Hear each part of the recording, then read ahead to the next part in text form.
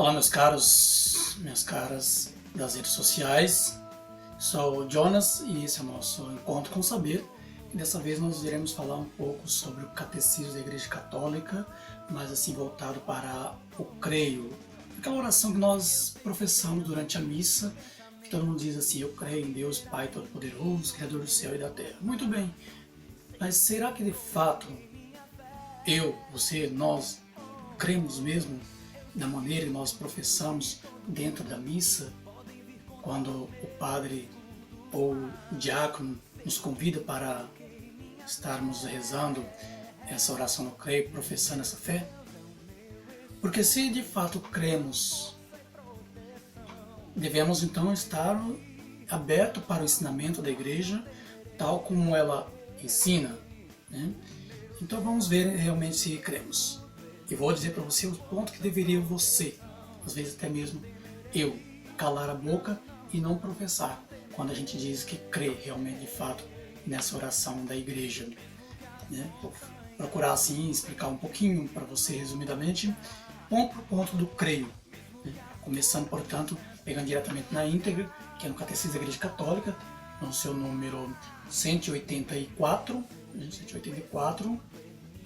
onde entra sobre a questão do creio, a oração propriamente dito do creio, que começará assim: creio em Deus Pai Todo-Poderoso, Criador do céu e da terra. Até aí tudo bem, cremos, Criador, superior de tudo, céu e da terra, Jesus Cristo, depois vem como segunda pessoa, claro, mas até aqui nós estamos dizendo que cremos no Pai, naquele que é o Criador do céu e da terra, portanto, né, o nosso Deus, né? Até aqui todos os outros nossos irmãos também, mesmo aqueles que não professam a nossa crença católica, diz também que crê nesse Deus poderoso.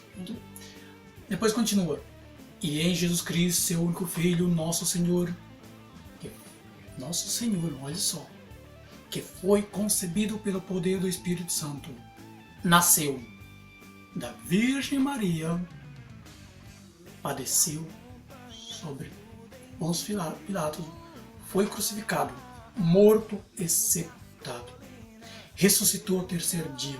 Daí também tudo bem, cremos primeiro no Pai, Criador do céu e da terra, cremos que Jesus nasceu da Virgem Maria, foi enviado do Pai ao Verbo encarnado, nasceu da Virgem Maria, né? Sofreu toda a paixão e morte, depois ressuscitou ao terceiro dia, subiu, está sentado na glória com o Pai. Pois bem, subiu ao céu, está sentado à direita de Deus Pai. E vemos assim, onde há de vir julgar os vivos e os mortos. E também nossos irmãos protestantes também acreditam que ele haverá de vir julgar os vivos e os mortos. Embora eles às vezes desviam, adulteram um pouquinho o contexto, mas ainda assim eles creem até aqui, hein? Creio no Espírito Santo Paráclito, enviado por Jesus Cristo. E Jesus que prometeu que ele iria para o Pai, mas ele enviaria como força para os seus o Paráclito, ou seja, o Espírito Santo. Agora vamos para a parte que eu acho que é fundamental para nós, quando nós somos covardes e falamos que cremos essa parte também, mas de fato não crê nada. Porque crer aquilo é aceitar os ensinamentos tal como é. Até aqui eu creio no Pai, Filho e Espírito Santo, aceito tal como ele é. Agora vamos ver se de fato cremos. Essa parte que diz assim: creio também na Santa Igreja Católica e na comunhão dos santos. Na Santa Igreja Católica. Como eu posso dizer que eu creio na Igreja Católica? Sim. Depois eu fico criticando, dizendo que a igreja está errada, que a igreja precisa adaptar a mim, né?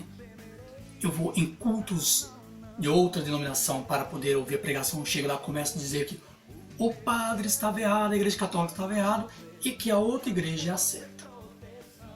Não vamos discutir qual a certa não é, só porém digo o seguinte: se eu digo que creio nessa profissão de fé aqui, que eu estou professando como católico, depois eu fico comungando outros ensinamentos, diria assim o ditado popular: mente vazia, oficina do diabo.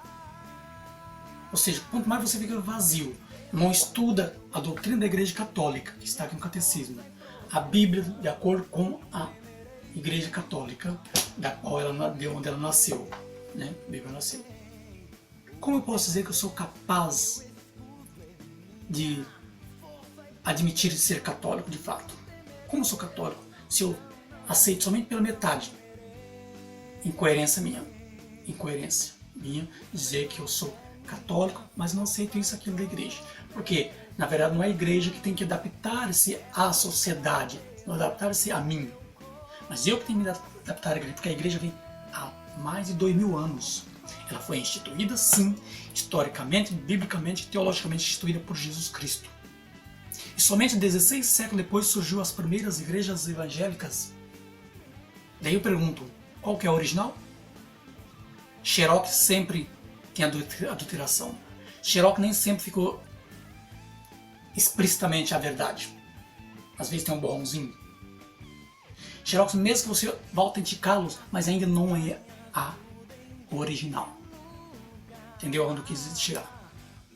Estude realmente o Catecismo da Igreja Católica e você vai descobrir o que é a Igreja Católica, o que é os ensinamentos da doutrina da Igreja.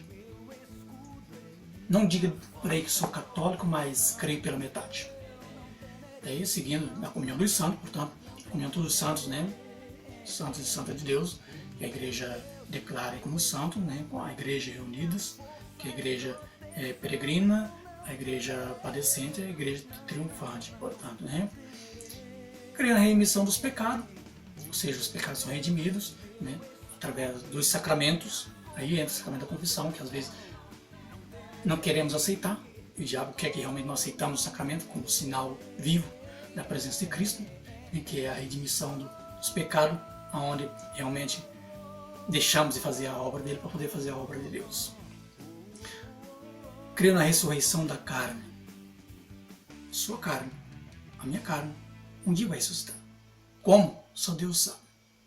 Ah, mas já virou pó. Não importa, Deus tem a maneira de ressuscitar um corpo. Ah, mas foi amputado de um lado para o outro. Não importa. Deus tem a maneira.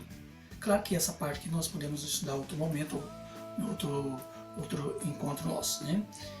Creio na vida eterna. Portanto, quem quer ir para a vida eterna tem que primeiramente ressuscitar, ou melhor, ser redimido, ressuscitar, e aí sim vai para a vida eterna, para encontrar face a face com Deus na plenitude glorificada.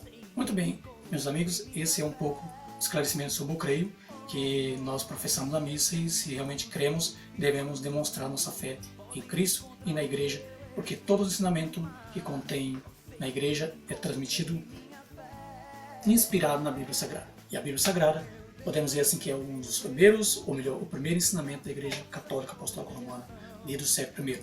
Lembrando, terminou-se de escrever aproximadamente no ano 100.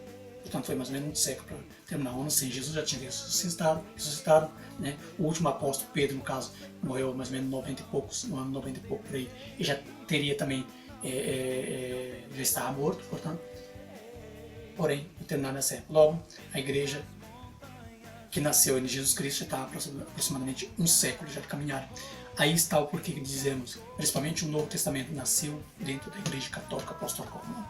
Basta ter um pouquinho de inteligência, estudar um pouquinho mais da história, antes de sair por aí acreditando em pastoré por aí que faz umas teologia por aí, fundamentalistas, desviadas, que não condizem com a nossa doutrina católica.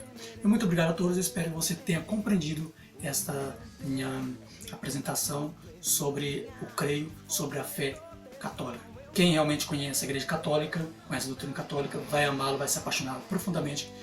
Dificilmente, ou seja, impossivelmente a pessoa deixar de ser católica a partir do momento que se apaixona por essa igreja, que é a única igreja fundada por Jesus Cristo, conforme Mateus capítulo 16, versículo 18 seguinte. Meu muito obrigado e que tenha todos realmente um mês de abril abençoado. Em nome do Pai, do Filho e do Espírito Santo. Amém.